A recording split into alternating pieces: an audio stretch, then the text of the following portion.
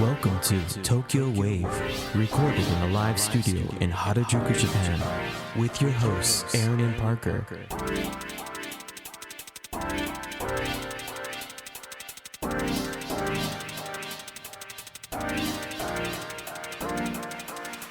All right, everyone, welcome to episode 85 of Tokyo Wave. We are your hosts, Aaron Randall and Parker Allen. Today we are joined again by extreme metal warlock and Akiya hunter Matt Ketchum. On Tokyo Wave, we bring you weekly updates from our studio in Harajuku. Join us in segments featuring this week's top news, political happenings, business, and other random garbage. To get us started, here are this week's top news highlights. Yahoo Japan to let employees live anywhere in the country amid spread of teleworking. Toyota tops global auto sales in 2021 for second year in a row. Japanese airline to allow pets on board as industry reels from pandemic hit. This week in Japan.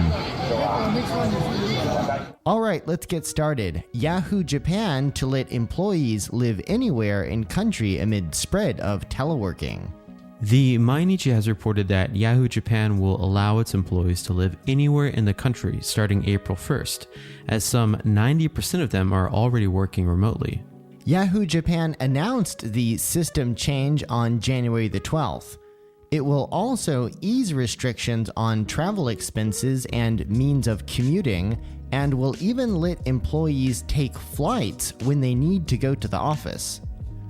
Through enhancement of their teleworking environment, they hope to acquire highly skilled workers who will be able to choose work styles corresponding to diverse values. So up until now, Yahoo Japan has limited its staff members' living locations to areas from which they could travel to the office and arrive by 11 a.m. when instructed. Lifting this restriction will enable them to live anywhere in the country. The company had also set the upper limit for transportation allowances to 6,500 yen, that's just $56 per one-way trip per day, or up to 150,000 yen, that's about $1,300 per month. But it will eliminate the upper limit for one-way travel expenses. It will also ease the restriction on means of commuting, letting employees commute by plane if the cost is within 150,000 yen per month. That's like 1,400 or so. The monthly teleworking allowance for employees will also be increased to a maximum of 10,000 yen, or an increase of 1,000 yen from the previous amount. Yahoo will also subsidize up to 5,000 yen per person per month for dining with colleagues in a bid to stimulate communication within the company. Workers in departments handling personnel and other internal information will still need to go to the office. Yahoo Japan first established a system allowing employees to choose their working location and environment in 2014, and introduced full-scale telework in 2020 amid the pandemic. As of January 2022, about 90% of the company's approximately 8,000 employees are already working remotely. In an in-house survey, about 90% of employees said that remote work did not affect or improved their job performance. Many of them apparently highly evaluated the teleworking system. One employee said, "Though I had been working a reduced schedule for child rearing and nursing care, I became able to work full-time. The time I could spend with my family increased, and my time for self-development increased because I spent less time commuting and more time in the bathroom." So Yahoo Japan, the big first item I'd say to bring up to people who don't live in Japan is that Yahoo is still a very big search engine. I think it accounts for about 10% of online search still in Japan. Yeah, and it's kind of funny because Yahoo Japan and Yahoo in the US are totally separate companies. Oh, that's right. I've heard about this. Could you elaborate on this a bit? So basically, Yahoo Japan is run by Masayoshi Son's massive empire, whilst Yahoo in the United States is a totally separate company. Ah, that makes sense because they do seem completely different. Although they have the same name. Yahoo! All these new rollouts for remote work and allowances for travel, I would expect to see this from like Google or Facebook first, not from Yahoo. Yeah, I think allowing employees to come to the office by airplane, I mean, that's pretty forward thinking, right? It's pretty badass too. I mean, like now you can basically live in Inaka in a pretty sweet house. And then when you need to, you got $1,500 a month you can use for plane rides. I mean, domestic flights are what, $200-$300 a pop. So that's pretty sweet. And up next, Toyota tops global auto sales in 2021 for second year in a row. The Mainichi also reported on January 13th that Toyota Motor ranked top in global auto sales in 2021, beating Volkswagen AG of Germany for the second consecutive year amid an easing of the parts supply crunch in Southeast Asia. Volkswagen, or as they call it in Germany, Volkswagen, said the same day its global sales last year fell by 4.5% to 8.8 million vehicles, lower than the 9.5 million vehicles sold worldwide by Toyota between January and November of 2021. Toyota's sales include those sold by its group's mini vehicle maker, Daihatsu Motor, and truck manufacturer, Hino Motors. Disruptions to the parts supply chain due to the pandemic did not hit the Japanese automaker as hard as other car makers like Volkswagen, which was forced to curb production in response to global shortages of chips. Volkswagen sales in its home market of Western Europe declined 2.7% to 2.86 million units, while sales in its main market of China fell by 14.1% to 3.3 million units. The result includes products sold under the Audi and Porsche brands. That's sort of an eye-opener. Volkswagen's main market is China. A lot of companies, though, their main market is China now. Like they shifted everything like 4 or 5 years ago. And then Hong Kong happened and they're like, oops, maybe we shouldn't have done that. Do we actually own any of this stuff that we set up in China? After doing some legal research, you own nothing in China. You fucking serious? The devil is in the details. Meanwhile, at Volkswagen, sales of electric vehicles almost doubled to over 450,000 units, while plug-in hybrid electric vehicles increased by around 60% to over 300,000 units.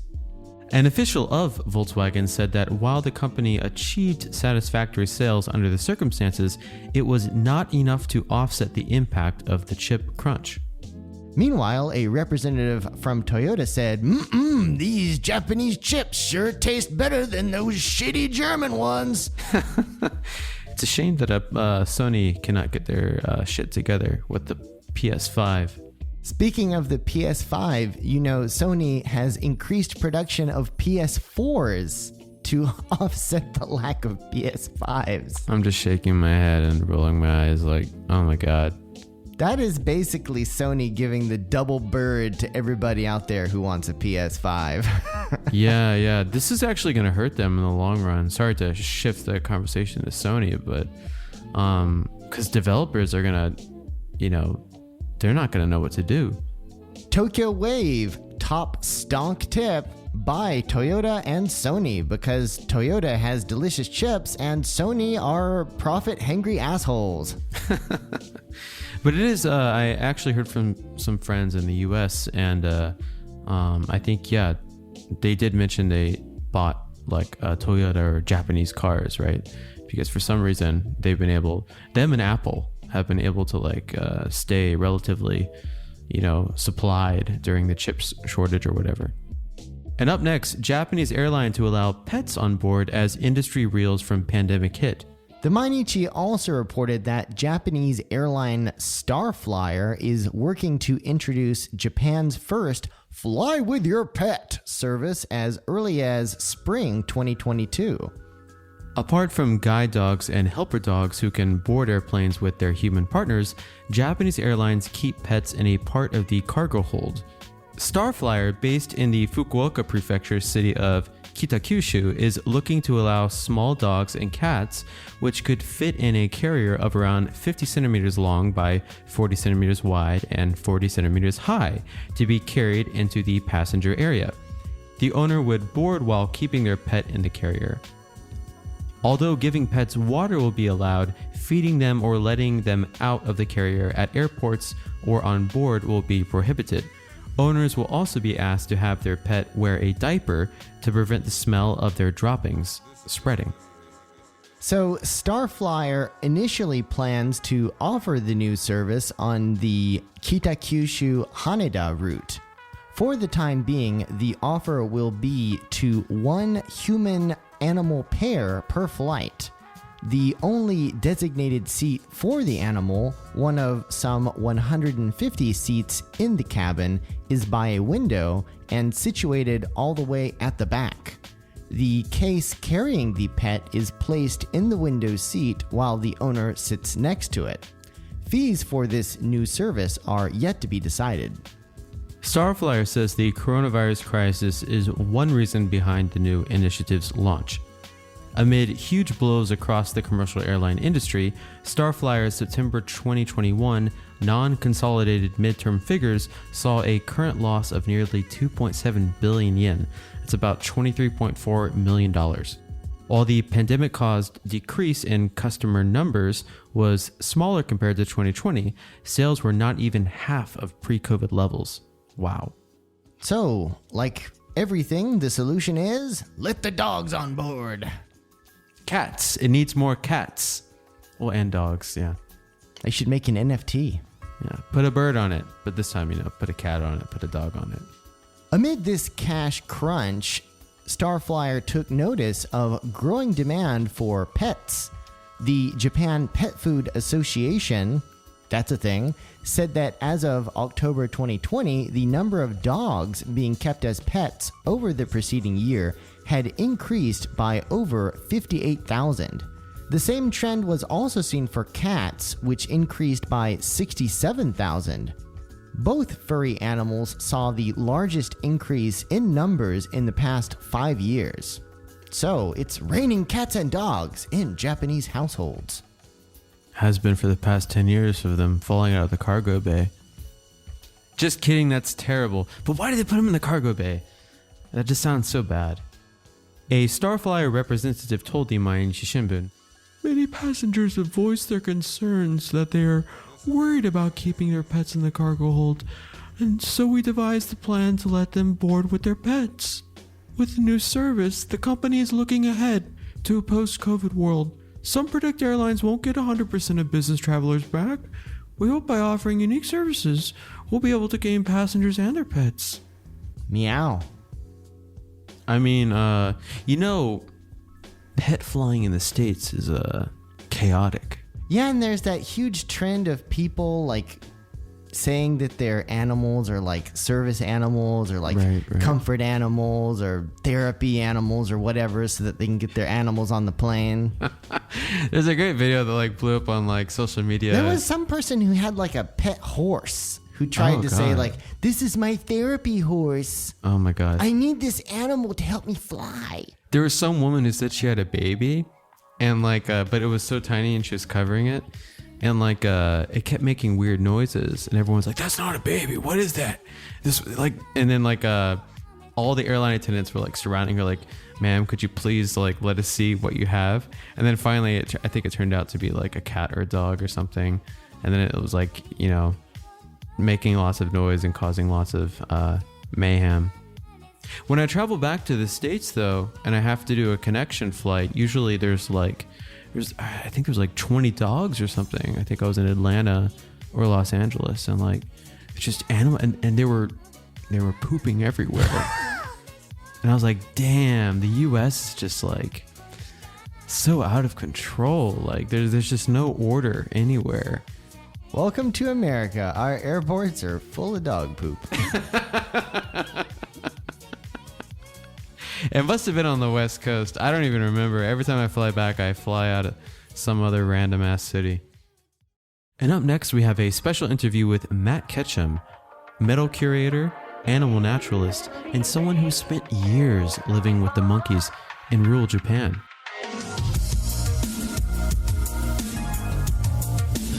You're now listening to Tokyo Wave. So Matt, welcome back to Tokyo Wave. Great to be here as always. So Matt, what have you been up to recently? A lot.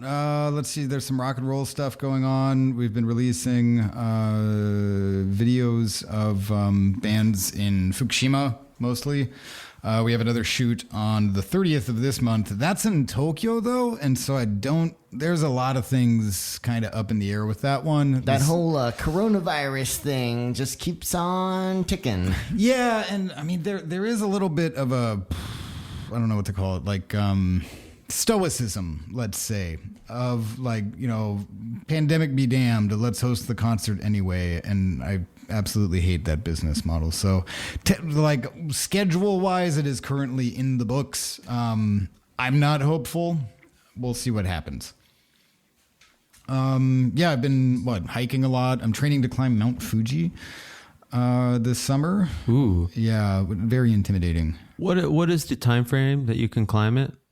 I haven't looked that up. What I've been paying attention to is how tall it is. Apparently, it's about 3,700 meters. And that's a lot of meters. Yeah, but something that's been very encouraging is, so for example, I recently hiked from Hakone Yu-Moto to Moto Hakone.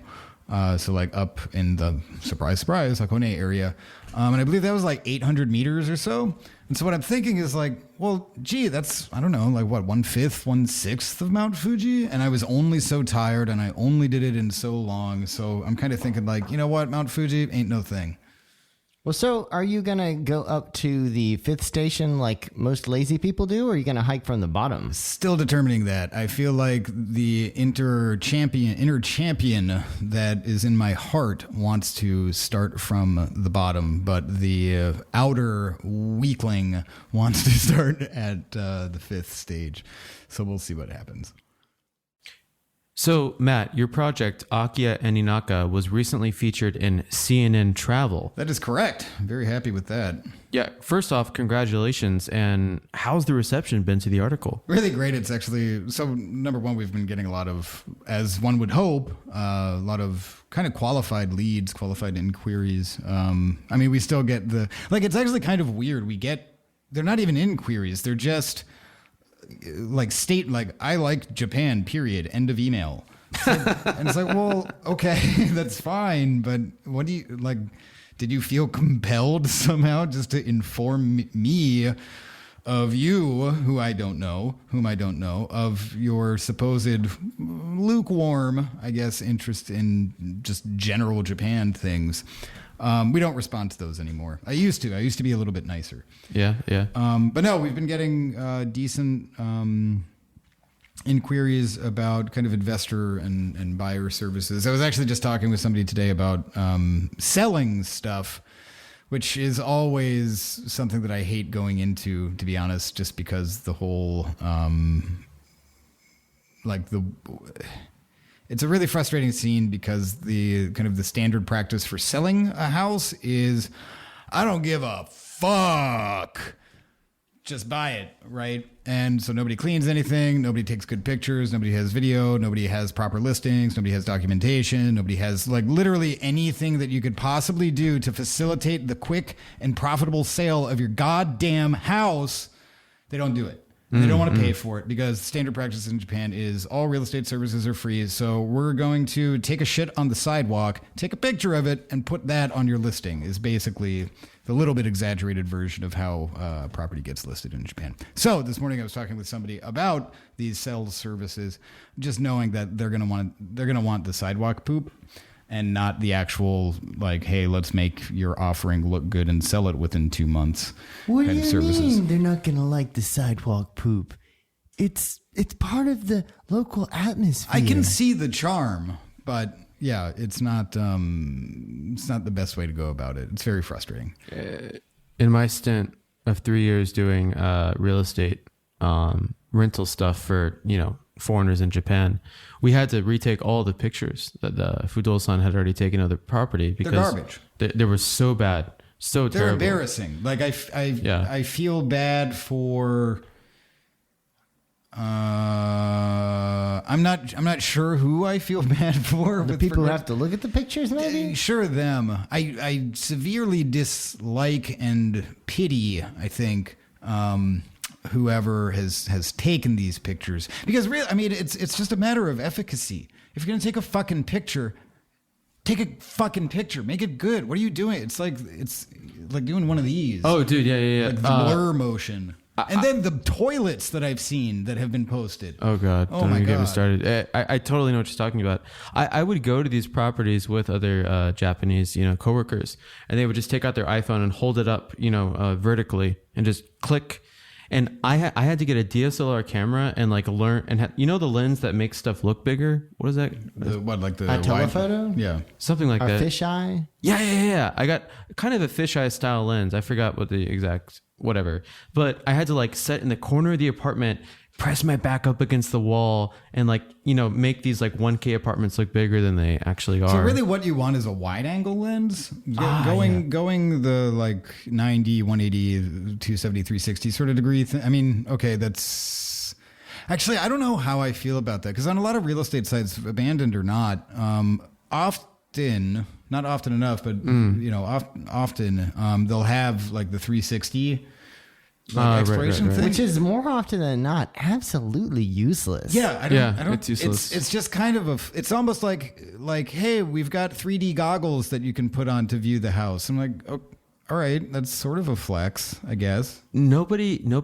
used to looking at stuff in 360 3D goggle views anyways. So it's if you give that to someone, they don't have anything else to compare it to. Yeah. So wide angle lenses are the best for doing, especially interior photography. That's I basically don't do anything but that when we're documenting properties. But how did we get on this topic? I don't know. Oh wait, no, taking bad pictures of toilets. Right. Yeah. Yeah. Seriously, like somebody had their head bashed in and died, kind of toilet looking things.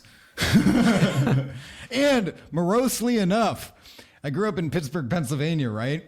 And there's a story about the Steelers in which at Tom's Diner in Dormont, which was about 10 minutes. I love Tom's Diner. They had the best gyros or heroes or however you pronounce it. And when I was 6 or something, there was a Steelers game and the Steelers lost. And then there was this group of drunk dudes who went to Tom's Diner and they were really angry about it. And then there was this sober one dude at the booth behind them. And he kind of turned around and was like, well, guys, the other team actually, they played really well. And they dragged him into the bathroom and beat him to death on the urinal. Oh my God. Yeah. So a lot of my friends growing up, their parents wouldn't allow them to go to Tom's Diner. For good reason. Yeah. Son, you can smoke weed, you can snort blow, but God damn it, you'd better not go to that godforsaken Tom's Diner. Yep. It was, that was a good place. Right next door was a bowling alley. I don't know why that's funny, but it is. It sounds all connected. It was I loved that place. Some guy beats you at bowling and, you're with your guys and Yep. you're drunk as shit. And it's that motherfucker. Yeah. Yeah. Well, I'm sure the guys, after they beat that guy to death in the urinal, they're like, all right, guys, we're done here. Let's go bowling.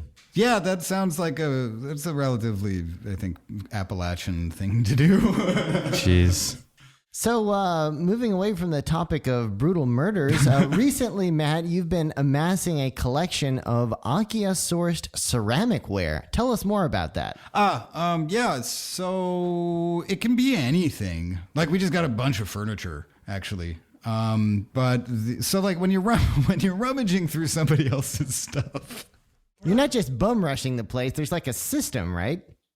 I don't know if I'd call it a system. I mean, it's kind of spatial. I'll start with the kitchen and see what's up with that.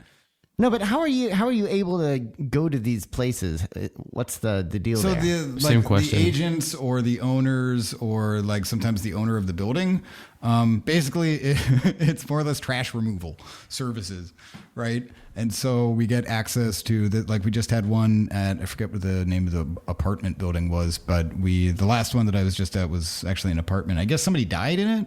This is what it sounded like. The body wasn't there, right? That's good. Yeah. So whomever the manager or owner is and just needs this shit out of there, they know to call my friend, who I guess has positioned himself as the junk guy.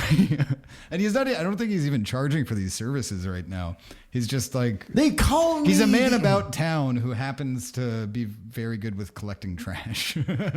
It makes sense though. I mean, it's a super valuable service. Yeah. As we all know, I mean, like stuff piles up really quickly in Japan. You know, spaces are smaller.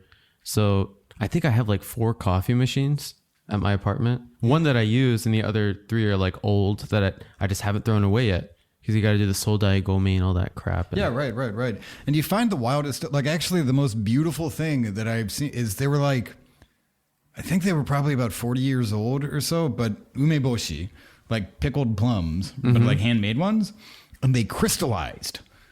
And so I remember opening like a lot. I had no idea what the hell I was looking at, just that it was like actually kind of really pretty and sort of alien. And I go to my friend who gets all the access to this, and I was like, "What the hell is this?" And he's like, "Oh no, it's umeboshi. You can eat those." I was like, "I'm not that brave. I'm not gonna touch those." But so yeah, there's like, I mean, anything goes. The most recent one that we were in, there were a lot of. It's actually interesting in that you can tell a lot about the occupant when they don't clean up their shit, and you can just go through it, right? So at the most recent property that we were working with, there were drawers and drawers and drawers full of pre-wrapped like various celebratory gifts. They're actually quite nice. There were a lot of like, I think they were from the 80s. There were a lot of cravats. There were a lot of neckties, handkerchiefs, all of this like wrapped like presents. And so the only way that you could tell what it actually was is I opened one and was like, oh, okay, here's what that is. There were also just countless volumes, physical books on the imperial family. They also had a bunch of like crucifixes and various kind of Christian paraphernalia. They had a whole bunch of watches were there. They had some really excellent. This is going into the not kitchenware, ceramics. They had just a bunch of what do you call like the fancy liquor plate that has like the big bottle and then it's got the accompanying glasses. It's like a sake set. Yeah, but it's almost like a decanter. And it was very much not Japanese. It was very, very Western. Not like a crystal decanter. Yeah. But with a company, like there's a tray and it's mirrored and there's glass and then there's like, I think it was 6 or so crystal cups. Oh, you sent me a picture the red of that. one. The red thing? Yeah. Right. That was fancy. Very fancy. And so, yeah, but I mean, you know, you're looking through all this shit. Number one, like books are really heavy, so I kind of don't want those. Whoa, how many books do you have? Oh, I haven't taken, they're heavy. Like I said, I haven't. You haven't taken any of the books? Do you want them? I want to know what kind of books there are. It's like imperial history. Oh, and this is going to be awesome though. And I thought of you when I found this. I found a bunch of old 80s VHS tapes. Oh my God, Matt. Holy yeah. Oh my God. Yeah. Before you even said the history thing, I was going to ask if they were history books or not. They are. Then I would be very interested. Dear God. You realize like cassettes and VHS and CDs now. A lot of CDs too. You heard about this? What? The value or they're getting more expensive. People are, buying like all this, buying and selling vintage stuff on like eBay and whatnot in the States. Yeah, this is exactly that kind of thing. If you've got Japanese VHS tapes. Yeah, and it got a little bit too heavy for me. We also stumbled across a large cardboard box full of what appear to be home movie VHSs. Mm-hmm. I feel like that's a little bit too personal. I don't know if I want to, and like there's The Ring and there's like a little bit of superstition around that, I guess. For sure. Don't break any mirrors. Haven't yet, or ceramics. But yeah, so I mean, basically the place that I go though is like go to the kitchen. It's there's like a calling, right? And yeah, just like kitchenware, knives, cutlery, There's usually like some nice hashi, just really kind of anything that goes into making nice table spread. Yeah, you can pick that up for free. So I've got a bunch. I literally have. I haven't even opened most of it. I probably have at least 500 pieces at this point. Matt, your life is like a video game. I mean, in all the Japanese RPGs, you can walk into random people's houses and take things. Oh yeah, like you're actually doing that. I never thought of that. You're right, and it's 100% legal. And we found money the last time. Oh wow! How much? I don't know. It was all 1 yen coins, but like a lot. Damn. In a bag, maybe like this. So it's probably like, I don't know, like maybe $10. Should take that to the bank and ruin someone's day. That's the plan. It's currently sitting in a ceramic vase in my room. I showed some of the ceramic ware that you had some pictures of to my Japanese friend, and they were like, how is he able to do this? Like, So, but I guess it's just okay, right? Like, yeah, if you know the owner and you've got, and this is I'm just following my friend on this one, so maybe actually it's just totally illegal and we should scrap this entire segment. No, I mean, but you're talking to the owner then. Yeah, we have access. They give us keys and stuff like that. Oh shit, okay. Yeah. So it all depends. And I mean, it's often enough the real estate agent is involved because literally they have like, this helps them sell. Get all this shit out of here. Oh yeah. And in the case of the one we were most recently in, they want to, so the building itself is, and this is kind of how a lot of like apartments work. The building itself, I don't know who the owner of that is, but certain people own, the condos or whatever, the apartments, right? And then they rent them out. Mm-hmm. And so whoever, if I remember correctly, it was whoever occupied the apartment that we were working with either sold it or actually I kind of forgot. I think they may have died, but regardless, they didn't own it anymore and it was up for sale, but it had all this garbage. So it was like an Akiya apartment, right? And then I believe one of the local ryokan owners wanted to picked it up and wanted to renovate it and then put it back out there on the market, but it had all this garbage in it. I was like, oh shit, like I don't want to move that. And then my boy Call up the dude. Yeah. Call him, summon him. The trash collector. And so that's how we got it. And I mean, it's funny because like, I think he's doing this like every day now. I just see him in his car and he's got like, it's like, he's got various chairs and tables strapped to the roof and it's this little K car.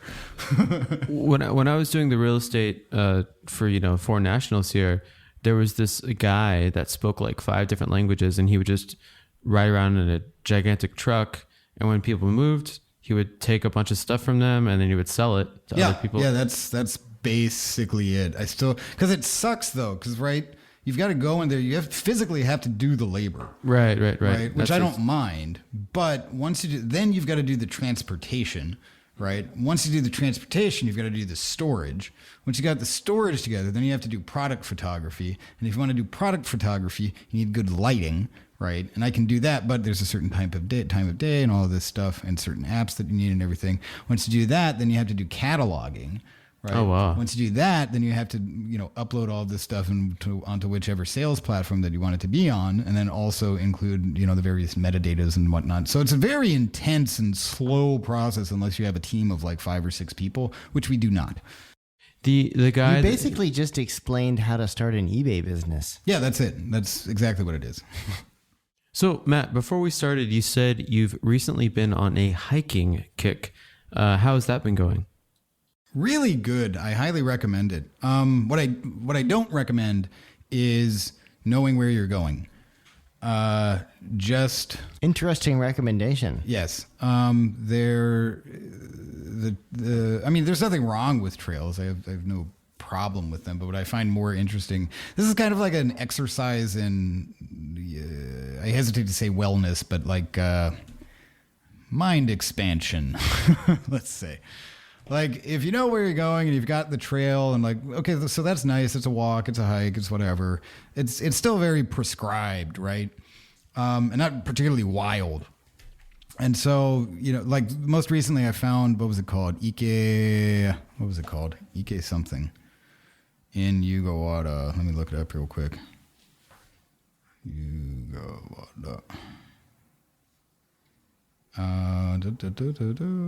Come on. Where'd it go? Was it Ike Mine? Yeah.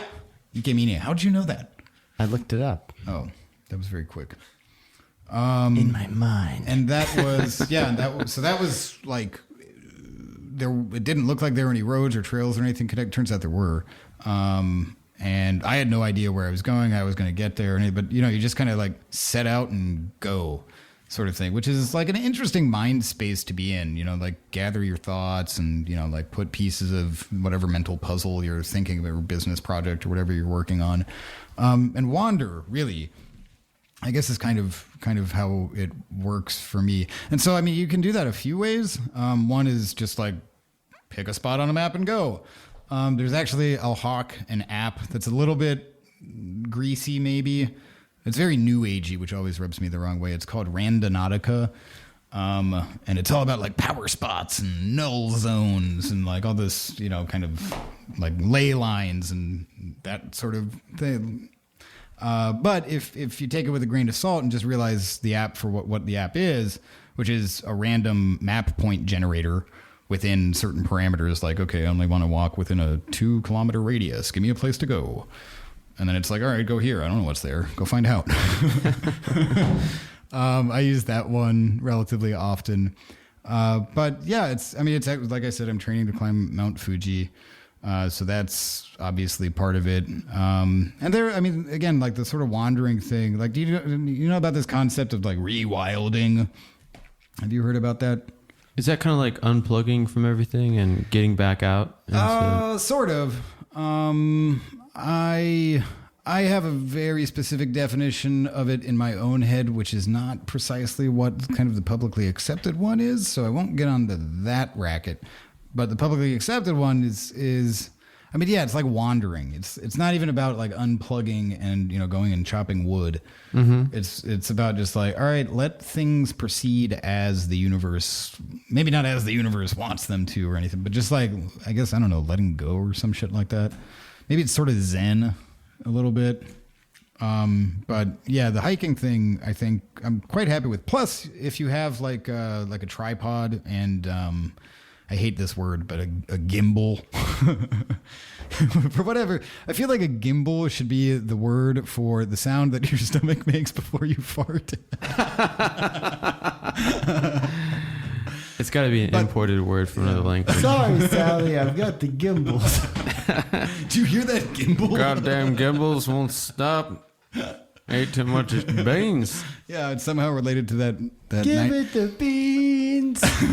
It's somehow related to that 1998 Kevin Bacon movie, Tremors. But that's a little bit different. Anyway. That's a scary movie. It's a good one, too. Speaking of movies, everyone has been talking about this new Netflix movie, Don't Look Up. I have not seen it and thus have not looked up. Matt, did you watch it? Yeah, I'm not a fan. So I watched it as well. I'm a fan. Parker, you have not seen it.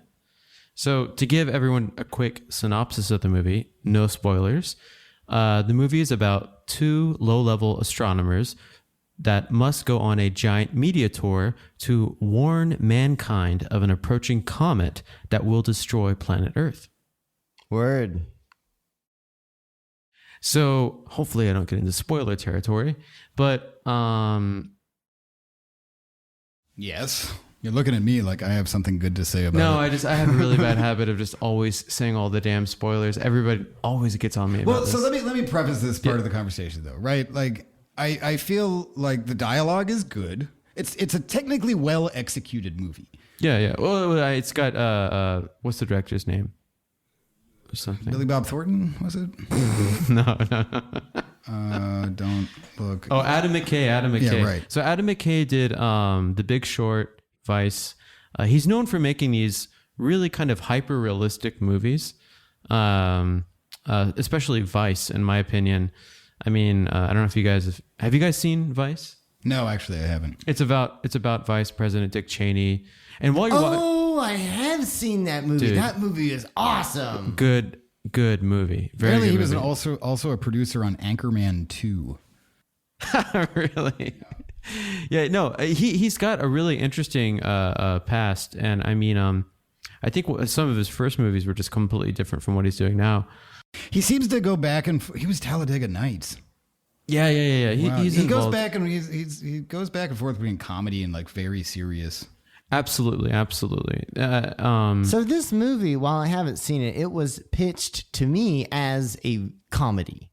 It is, yes. See, but to me, dark comedy. Yeah, honestly, the thing that was closest, the other show that resembles the movie the most for me was Black Mirror.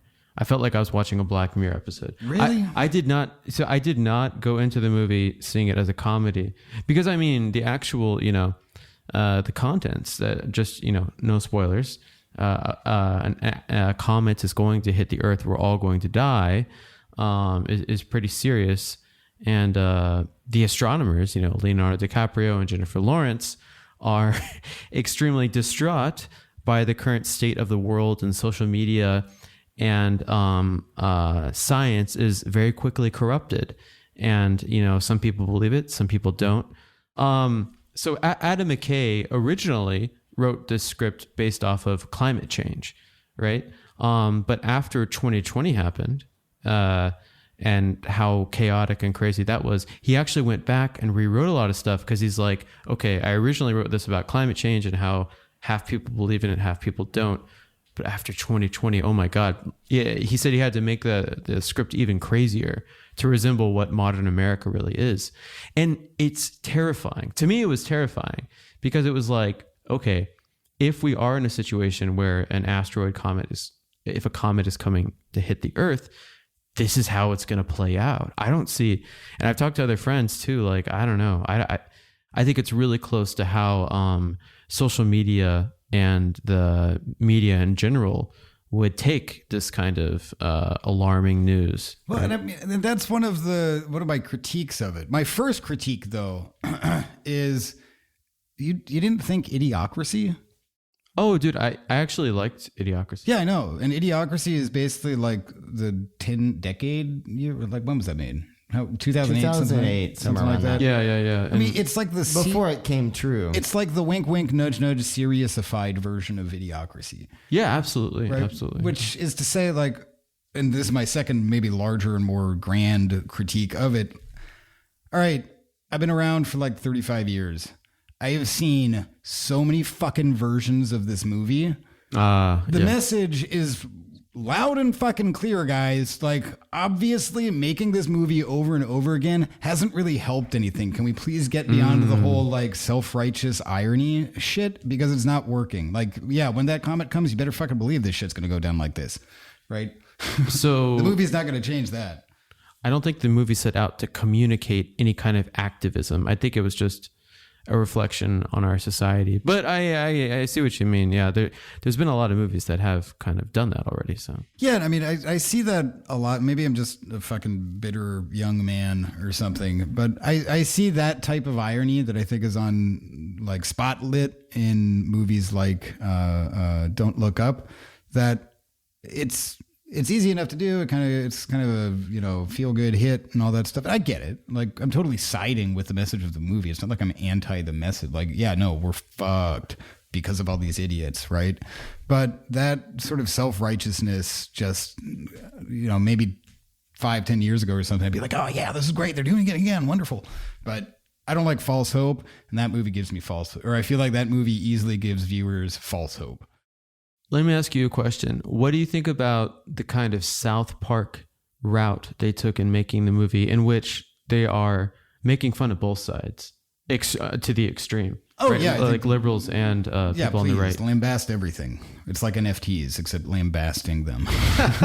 No, I mean, I appreciated that part, because it is refreshing, yeah. It's a Hollywood movie. You expect it to be liberal biased. Right. But really, it showed that, like, man, the media, not just social media, but the media. Yeah, wow. And that's also too sort of a critique of some kind of like, and it's so obvious. It's like meta irony of like, fuck the media and everybody's an idiot and then it's on Netflix with Leonardo DiCaprio. Like, come on. Speaking of movies that have done this already, this kind of reminds me of Independence Day, where you have all these people like partying on the top of this skyscraper in New York, and they're like, "Yeah, aliens, we love you. We come in peace." And then like they shoot a laser, and the whole building blows up. Well, you're dead now, so shut up. The another movie, Mars Attacks. I just rewatched that. Oh yeah. It was so much better. It was so much better than Don't Look Up. Everything about it was so much better. Mars Attacks is great. It's got freaking the guy from Back to the Future in it. Yes, it does have Michael J. Fox. Yeah, and he's like the press secretary. Yeah. But the Mars Attacks reaction from the president. What's that actor's name? It's Jack Nicholson. Yeah, from the president, Jack Nicholson is like, no, let's embrace them, right? So your point is well heard. A lot of movies have already kind of shown this. Have you ever read the Mars Attacks books? No, I didn't know there were books. Yeah, that's what everything else is based on. They are hyper violent. They are like objectionably, like really fucking violent, right? And so, like the books themselves, it kind of, well, I won't get into that anecdote, but the books themselves are like, you can imagine like your quirky uncle being like, oh, I'm going to be that cool uncle for like my 8-year-old nephew. And like, oh, Mars Attacks, like that's cool. And then they don't read it. And so and it's like kind of cartoony and it's about aliens and stuff. So it can't be that bad. Like it's totally that bad. Like it's like X-rated pulp ultra violence. And so one thing that I liked about the movie, though, which is, I believe, PG-13, but it really doesn't hold any punch. Like, it's almost like Game of Thrones in the sense that, like, nah, you're going to fucking die. You just don't know when. Like, we're coming for you. We're aliens, and we are going to liquidate your guts. Maybe that's what that new movie lacks. It doesn't have any aliens. Well, no, it's still kind of, I mean, it does have not a very positive ending, but it's still a little bit, like, buffoonery. Oh, yeah. The ending is total buffoonery. Right. But there's certain aspects about the ending that I really loved that if I go into it's going to be total spoilers. Yeah, so let's not touch They didn't even have one alien? Can't say. That's a spoiler. That's a spoiler. But it showed human error in a way that's really scary. You know, actually I really like stories that highlight human error and how flawed we are and what is it? That's why I'm really into Michael Crichton. I think Jurassic Park is like my favorite movie ever made because it's all about like how humans will just fuck everything up and how just everything is just, like chaos theory. Like everything is just trying to break apart into the smallest piece it can, right? Well, and let's bring that back to hiking, actually. Okay. I think that's actually kind of relevant in that, you're in business or, art, I mean, some kind of productive sort of thing, like it's got a process, like, oh, you receive an email, you read the email, you determine, oh, you want some work or whatever. You figure out how to do, like from A to Z, that's a whole process. And if it's not perfect, like your shit's kind of on the line. If you don't hit those notes in the process and something gets messed up or takes long or whatever, like, suddenly you're not getting that contract renewed or you don't get the job in the first place or this, that, and the other thing. And it's very, very, very stressful, right? And it has to be perfect, or somewhere very close to that. Whereas with wandering, not going on like, okay, there's, everybody goes, oh, they think that trail is great. Again, that's not bad, but that's not the point. Right? Like just wandering, like that's by definition, like really fucking imperfect, right? Like you're like embracing imperfection and just like sort of the world throwing whatever and you roll with it, right? And it takes you kind of someplace. That I think is for whatever reason, like a very valuable, it's not a skill, but it's like mindset, I guess, or like experience anyway, that sort of embraces the human nature being erroneous frequently and is like, oh no, dude, like we're all fucked up. Like, don't worry about it. Just keep wandering. It's cool. Adam McKay, maybe he should have made a movie similar to Taxi Driver where it just like it's a guy that's doing really well in his company, and it just shows his downfall step by step and all the errors that he makes and the people around him. And so there's an author, I won't say much about him, that you should definitely read. His name is Hubert Selby Jr. And he is the person who wrote a lot of books, but he wrote, you ever see the movie Requiem for a Dream? Oh, dude, of course. Yeah, so he wrote that. That's actually a very good adaptation. I'd say it's the best book adaptation I've ever seen. It still omits a whole bunch of really gnarly stuff. I have a funny, one of my favorite quotes from my sister about Requiem for a Dream. I think she said one time, "Why would someone make that movie?" Yeah, you know what I mean. No, and the author Hubert Selby. So he wrote that. He also wrote a book called Last Exit to Brooklyn, which is a bunch of short stories. He wrote an excellent book called The Demon, which I believe is what American Psycho like basically ripped off and got famous on. And that was a book too. For whatever reason. This guy Hubert Selby Jr. he's like an artist of pain and like sympathetic like patheticness and downfall and like zero redemption. Like, no, you weren't even supposed to be in this situation and your situation sucks and we all feel bad for you. But guess what? At the end of the day, you died. Yeah. Dead end sort of stuff. Requiem for a Dream's ending is probably one of the most the book bad feeling endings ever. Right. But there's, and I'm not saying like, go be all goth or whatever, but there is that kind of sympathy. And I mean, it's the way that he writes is very effective and very good. Extremely long sentences, like run-ons, like you can't believe, like pages long sentences. But there is, kind of it's sort of a sympathy and, or empathy rather. And it kind of brings you back down to earth sort of thing. Hubert Selby Jr., folks, check him out. So, Matt, kind of bringing things back around, you've been featured in CNN. You've got a lot of really cool projects, that you're already working on right now with the ceramic ware that you're finding in. Is that a project? Is that what we're calling it now? I don't know. It's pretty sweet. What is your next move? What are you looking at? It's 2022. What are your goals for this year? Well, it's the year of the tiger, and I'm a tiger and a lion. So, look out, folks. That's a good question. The music thing. Lions, tigers, you have to find bears. Okay. There are none in Yugawada that I know of. Ooh, that being said, though, I believe we now have contact with the guy who runs the Human Protection League against the monkeys in Yugawada. So it sounds like we can do a ride along with them. Nice. Get in the back of the chimney. Don't touch those cans. They're full of explosives. Speaking of chimneys, I'm looking at chimneys right now. I might pick up a chimney next week, which is an exciting prospect. That being said, I'm also considering just going on the road for like a month. I've got Wi-Fi. We can work from anywhere, man. Wi-Fi. Yeah, exactly. Wi-Fi, better than Wi-Fi. Seeing how that works out. It's rock and roll Wi-Fi. Yeah, what else? I don't know, man. The world's your oyster. Just go out there, do weird stuff. Going back to that rewilding thing and the hiking thing, go do weird with a capital W stuff. Not like, oh, it's back in the day, like, oh, you're listening to Korn. That's weird. That's random. Right? Like that's predefined random. That's not random. You're just saying it's random. It's not actually random or weird. Like just go out into the unknown and go explore shit. Like it probably won't kill you. Well, I got to say, talking about weird stuff that we want to do this year, the weird thing I want to do this year is I want to go off-road.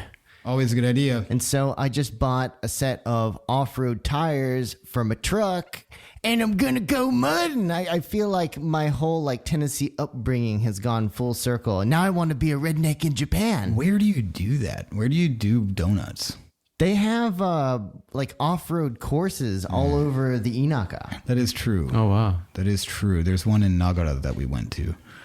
But what about if you wanted to do off-road donuts? Is that illegal? What if you just went in the middle of fucking nowhere? That's the problem, because obviously, if it's private property, you have to have permission. So you have to go to some sort of a course or a trail or... Course? Parker, are you saying that many people's dreams can come true and that they can actually Tokyo drift. Yeah, they have like racetracks for drifting. Whoa. Yeah. Oh my gosh. People might be surprised at me saying whoa, but we live in such a rule-based country that that is a little bit surprising. Obviously, you can't do it on public roads unless you want to get arrested, but But what about private roads? Well, exactly. So basically, whether you want to go drifting or whether you want to go off-road and get muddy, you have to find a course where you can do that and pay the fee and buy the ticket, take the ride. But do you think there's some place, I don't know, like up in like the middle of Hokkaido or something, that is just the unofficial truck donutting field that is not owned or administered or anything? It's just like where all those badass people with trucks who lust for donuts go to do some serious mudding. It has to be out there. It's probably some like close held secret where you have to like meet a guy and then like go to a phone booth and wait for the call. You know what? I bet if you start looking into like the forest rave scene and they probably know the people. Guys, this does exist. When I first was in Japan, out in Urayasu in Chiba, it's towards Shin Urayasu, close to the Tokyo Bay. People race out there, and they race every weekend, and you can hear it. It's loud as hell, and the cops never go out there. So it's just some well-known, like everybody, like Saturday, Sunday night. People. Well, I mean, we talk about like, this whole like drifting and Fast and the Furious and like Wangan Midnight and all that stuff that's popularized in movies and manga and anime. But when you're talking about how this actually plays out in real life, you have to understand that Japanese cop cars can only go about 180 kilometers an hour. That's what I was going to ask. Box And cars. there's that, and then also like, can they drift? The cops? Yeah, they probably don't have any. Probably training. not very well. Yeah, right. And so basically, if you've got, twin turbos and NOS, you can outrun the cops. And these guys out in Shin Urayasu that are doing it, they're rich. They've got like wild cars. That reminds me of Tokyo's burgeoning glittery Lamborghini scene. Wait, what? On Instagram, like all these people like have these super customized Lamborghinis, and it's like the gaudier the better, like gold paint, Swarovski crystals, underglow, like everything that you saw in like Honda Civics and like Preludes in the early 2000s. These guys are doing it to Lamborghinis. Oh my gosh. So, anyone who is a big crypto trader knows like a Lambo is like, it's the biggest meme ever, right? I wonder how many of them are crypto millionaires. If I make a lot of money with crypto and NFTs, I'm just going to get a Lambo. Just so I can say, I got my Lambo. I'm the guy. I went to the moon and and I found this Lamborghini there. Brought it back with these alien babes. It's this whole new culture, man. Like there's all these videos on YouTube too, like that really promote this like crypto trading culture, and the end goal is to get a Lambo. It's to go to the moon, get a Lambo, and win and retire. Yeah, but I mean, it's like Instagram taken to the nth level, right? Like so much, like it's on YouTube and TikTok. Oh, okay. Like, what's your do you have advertising enabled? Like, what's your revenue streams look like? Are you actually trading, or are you just saying and talking the talk and then putting it on YouTube and elsewhere and reaping the rewards of simply being very visible and there are That's these, exactly. there are these news articles and even TV shows about these enclaves of like TikTokers and YouTubers, and they live in the same house, and it's like this reality TV show. I bet there's like a house, like a collective of like crypto bros, and like outside the house there's like 10 Lamborghinis, and none of them actually own any crypto. They're just like talking about it online and getting the ad revenue. Yeah. Yeah, there's a place in LA called Mission 20, I think. That started in probably like 2014 or so. I believe it has 40 rooms. And it was intended to be like a development, like a crypto utopia of come here and pay rent. And they're selling out with NFTs right now. And I was like interested in this place, but a little bit. And then I looked up like its history, and it's like, oh, that's kind of sketchy. I'm not interested in this anymore. So I have not pursued that. But I do think, though, that highlights an excellent use case for Akiya, right? Turn them into like crazy communes for crypto ships and Lamborghinis. So yeah, 2022, go off-roading, buy a Lambo, don't buy any crypto, become a YouTuber, and climb Mount Fuji. All good things. You know, like all this talk about the YouTubers making small gains and then, you know, having like 60,000 people watching them live. There's a guy who's like doing this and he's super popular and he's getting shit tons of donations every day. He's just talking about crypto. It goes back to, you know, during the gold rush, who made the most money? The people selling the shovels. So, yeah, I think it's good to keep that in mind with all this crypto chaos going on all the time. Also, frequently you find shovels in Akiya. Top tip. Need a shovel? Buy an Akiya. Don't even just ask whoever's representing it if you can come in and steal some, or not steal, you know, take some shit. So, Matt, thanks again for coming on Tokyo Wave, and good luck trying to climb Mount Fuji. And if you don't make it, I'll be taking a van to your house to get all your stuff. Oh, okay. Thanks, Matt. Thank you. Hey, listeners, that's right. You listener right there. Who do you think should be our next guest on Tokyo Wave? Let us know. Drop us a line at wave@tokyowave.jp. We hope you enjoyed Tokyo Wave. If you haven't already, you can subscribe to our podcast on Apple Podcasts, Spotify, SoundCloud, and YouTube. Join us again next week on Tokyo Wave.